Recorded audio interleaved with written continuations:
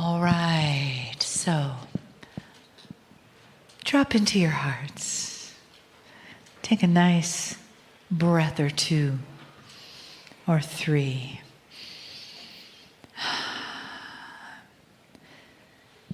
And give yourself this time to just say thank you inside.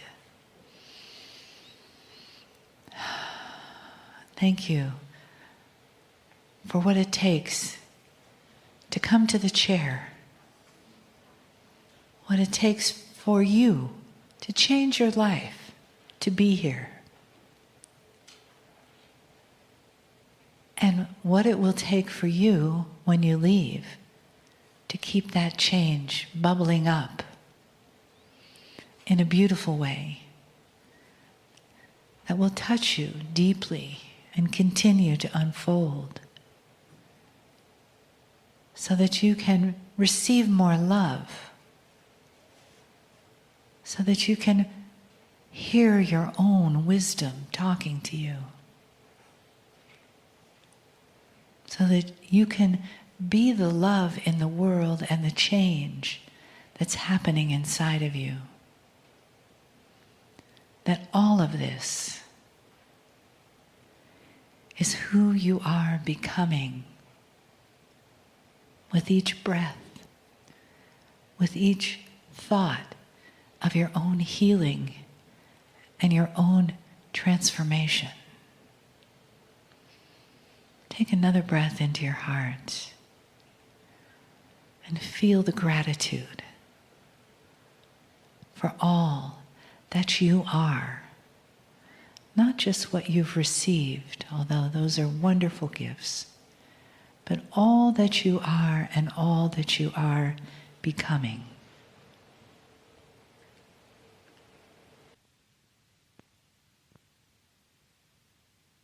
Greetings, dear ones. I'm Kryon of Magnetic Service.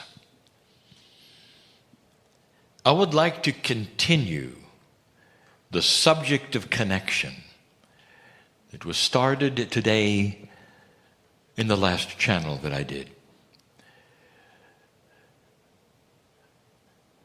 There are so many questions that humans would have about this seemingly intangible idea of a creator, of God, of spirit, of a source that is beyond your imagination, but one that somehow you're directly connected to.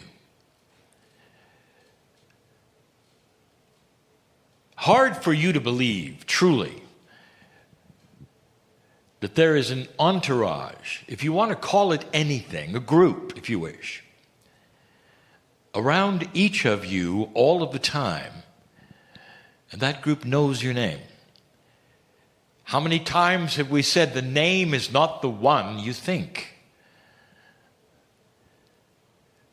The name is of a soul group. The name is bigger even than you can imagine. The name itself exists in light. And the name is not an identifier. The name is a descriptor of magnificence and speaks of a soul group in this galaxy that belongs to Earth. If I could summarize that, I would say, God knows you. And this, dear ones, has to be realized or trained or somehow gotten across to most human beings. And the reason is common and obvious. And I will go into this yet again, the idea that humans have that everything around them that has intelligence echoes a human's intelligence. When you have a pet, and the pet cannot understand, of course, your language, but they understand your emotion. You talk to them as though they understand everything. You project humanism on the animal. to make them feel better or whatever. The animal has no idea what you're doing, but they can feel the love that you have. Dear ones, that's the human looking down, but when the human looks up, we have told you before, an issue occurs. I'll call the issue God in a box. And the box is a human box that God exists in. For then the human projects everything that is human nature onto the Almighty. And God then is portrayed simply as a superhuman. But that human somehow has anger and disappointment and judgment, as well as love, of course.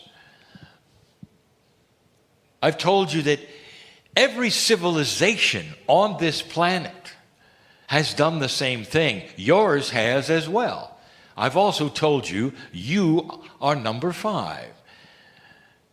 You are also the civilization that would be present during the precession of the equinoxes and make the change. Other civilizations before yours have gone through similar things. We don't speak of that yet, because most humanity doesn't believe anything happened before them. Before the 6 or 7,000 years that you're told you've been here, when actually it's more like 50 to 60,000. Would it shock you if I told you that some of the inventions you have, the marginal ones, but important ones, such as electricity, was not only present early in your civilization, but in the civilizations before yours? And the reason, because it's easily discoverable. Nature produces it. And anyone watching and looking and interested with an inquiring mind will discover it eventually. So you're not the first. And it leads to things which I'll mention in just a moment. But what I want to tell you is that you still have a model for everything, and it's you. Communication is interesting with humanity. Let's talk only about your civilization and what happened when. So interesting. You think you're so technical. You are. What if I told you, however, that long before the telegraph or the radio or the telephone, you had a system of communicating at the speed of light 20 miles at a time? You may laugh. All they had to do was climb a mountain and give smoke signals to the next mountain. Communication at the speed of light 20 miles at a time. One mountain would talk to another, would talk to another, would talk to another. The language, perhaps, was a little rough, not many words, but it was communication. It was needed. The dream of all humanity always was instant communication. In a very early time, if you wanted to send a message to someone you knew in a town or a village that was far away,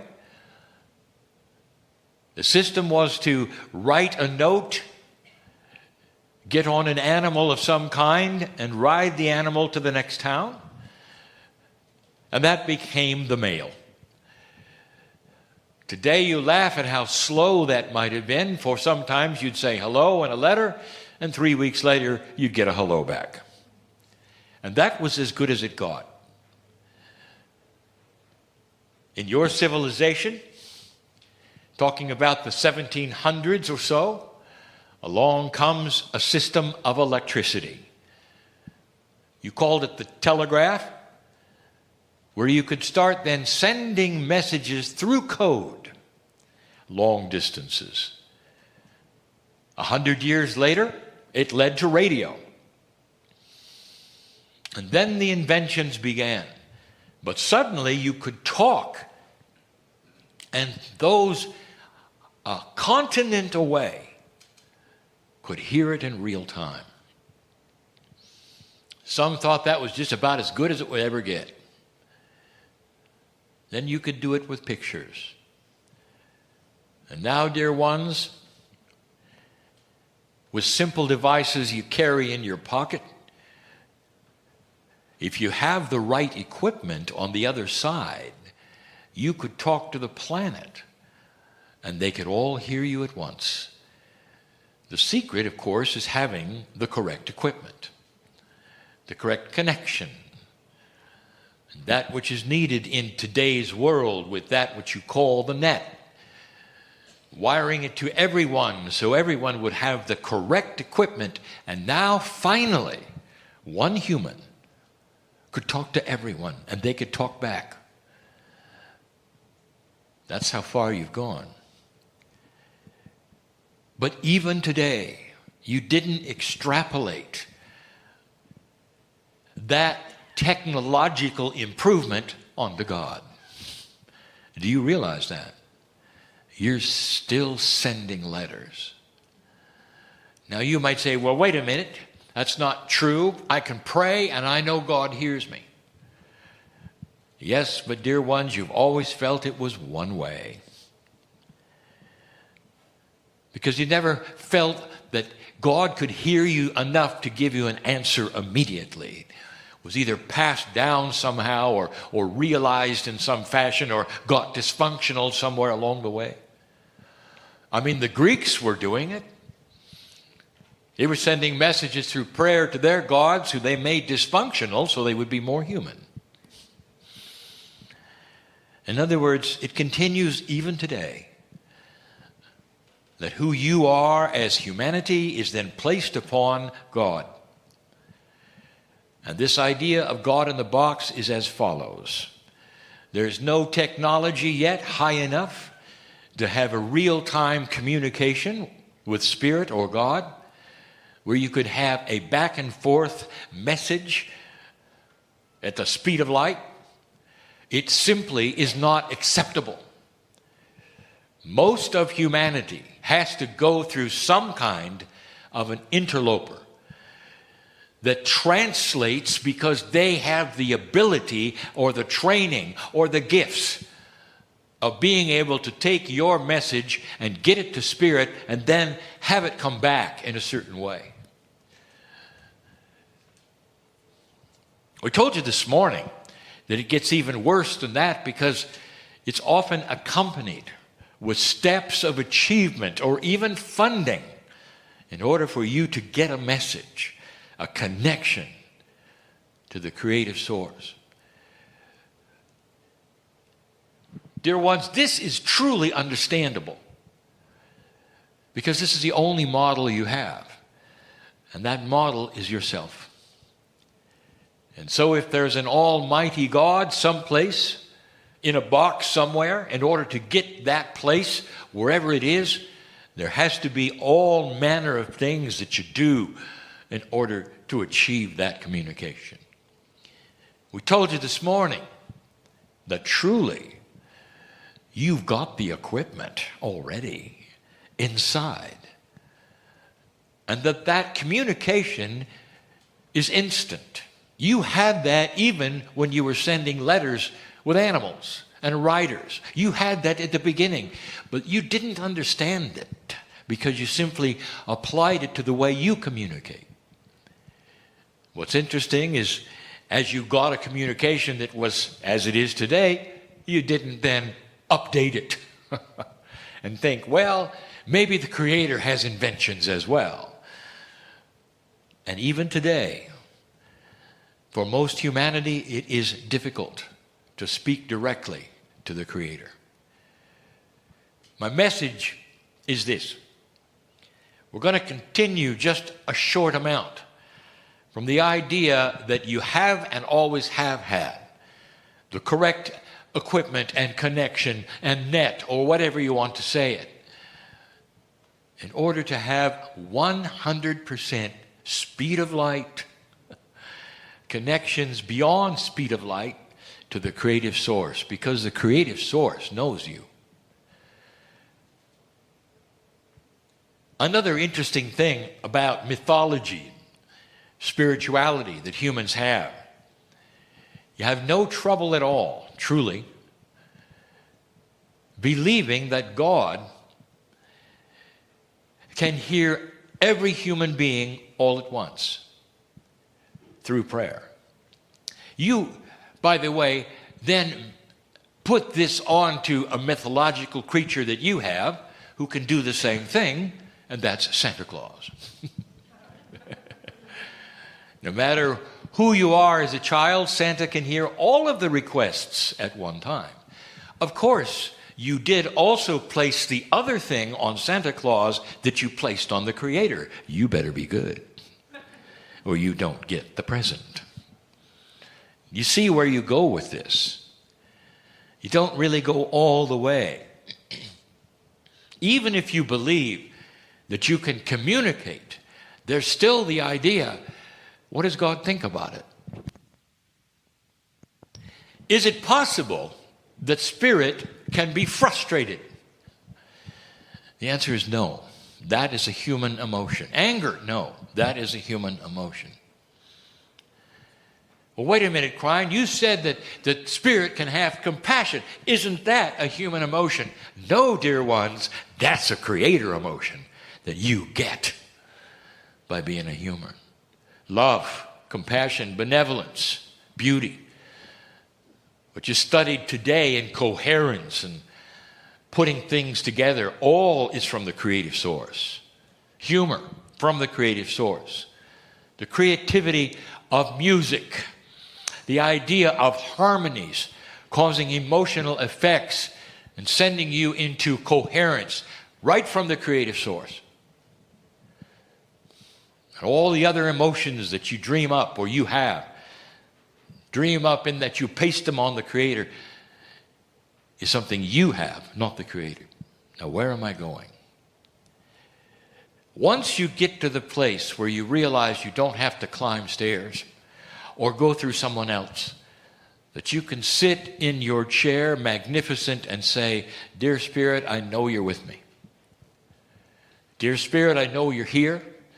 Dear Spirit, I expect benevolent things in my life, and things start changing. Once you get to that stage, dear ones, you simply threw the switch. Because from now on, you get real communication and results. Let me begin with just one or two things. God is not in a box. Let us say, for instance, you are a healer. And for so many years, you've had the gifts and the tools of healing.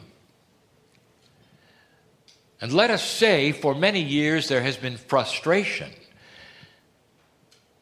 because they either don't work well or they work too well or you cannot control them. And this would be because those gifts are a spectacular, advanced energy that most humans do not have. It even frustrated the shamans of old. That sometimes the healing occurred and sometimes it didn't, and that got them in trouble because those around them expected certain things in linearity, and that's not what the gift does. Let's say that's you. How do you think spirit reacts to this? What's really happening there? Let me tell you. You have an entourage around you.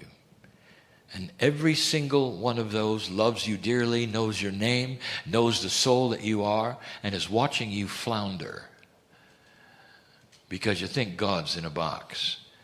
Even if you believe you can communicate, you don't think God cares enough to work with you on the issue. And in that sense, you might go a lifetime or decades with an entourage around you begging you, why don't you just ask and work this out? Because you are in communication. The line is open, the switch has been turned, and all you think is it's good enough to talk.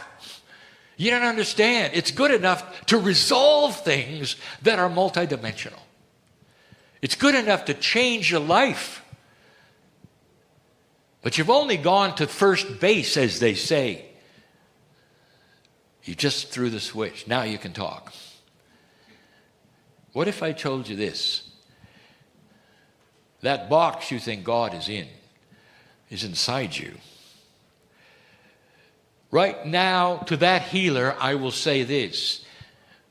You have the ability to work on this and design your gift. So all it creates is consistency, benevolence, beauty. That you can control the things that are beyond that which you thought were controllable because they were multidimensional gifts and others didn't have them. You thought they just were, didn't understand. You are the designer. They landed in your lap so you could design them. Imagine the cook somehow getting all the ingredients falling out of the sky. And there they are with all of the ingredients around them. And they're so frustrated that the ingredients don't make sense. And then suddenly somebody informs them, well, why don't you cook them? And they go, I can do that? And so the ingredients then become that which go into the meal, which then makes sense, and that is nourishing. But you never thought about cooking them. You never thought you were in control enough to design the pieces and the parts of the gifts you got. Every healer on the planet should know this.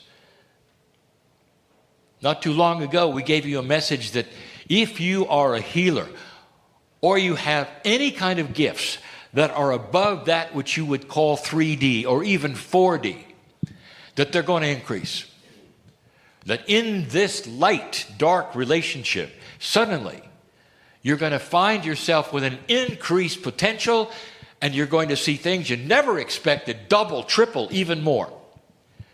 Did it ever occur to you it might be nice to control them? Or are you just going to let them fly away or come out at any time? That's what would happen unless you understood the beauty of the design that you have around that which you have as a beautiful gift.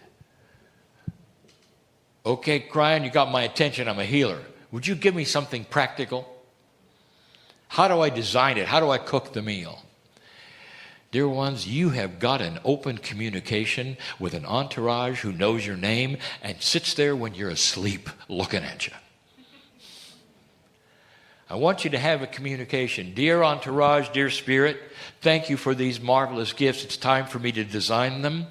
Give me the intuition and the energy that I believe in that helps me to know what to do in order to suppress the things that need suppressing and release the things that need releasing and the timing of it. And I want you to repeat this as often as it takes for you to believe it. It really only takes one time, dear ones. You're heard right away. And then the process becomes this. You start to get the intuitions. And you start expecting them. Then they start to work. Then you want some more. Then you start expecting more. And it's a process. Like exercising a muscle that you practice and practice. And pretty soon you realize, with the help of the entourage around you and God that is not in a box, who has always been there waiting for you to ask, that it's working. It's working. Healers of this planet, if you're listening, I want to tell you something. You need to start designing what you have for the new energy. And when I say designing, I am talking about you with your gift, specifically having a pattern of benevolence and control that is sacred and belongs to you, so that you can walk into a place and know exactly how that gift is going to work. That's necessary. It's needed. And it won't work as long as you think that all you've done is thrown a switch and that God isn't looking. Spirit knows you so well. Whoever you are sitting in this group or listening to these words, I have news. That there is a pattern for each of you to help you drop the fear, to help you advance in things that you didn't think you could advance in, to get control of your biology. All of these things have your name on them. It's not too much for Spirit, dear ones, to do this to millions at the same time. That's the spectacular energy of consciousness of God. Don't limit what you think is possible just because you don't believe you're in touch to that degree. You are. That's the invitation. If you think God is too far away to hear you, it's going to be an issue. But if you think you can whisper and be heard and loved by the eternal creative source, then you're on the right track. Dear Spirit, help me to shape my life in a way that's going to work because you know me better than me. My higher self, my soul on the other side of the veil, the entourage, whatever that is, I realize it's all there to help me right now on this planet during the shift so that I can live longer, I can be peaceful, I can deal with the little problems that are coming along my way almost every day. And that I can design a reality that is beautiful for me, not for anybody else but me. That's the individualness of the beauty of the love of God. Are you getting this? Bigger than you think, in this light, easier than you think, but it's not that which you've been told. So for some of you, it's harder. For some of you, it's easier. But dear ones, for all of you, it's possible. This is the message and will continue to be the message from this man in the chair. And so it is.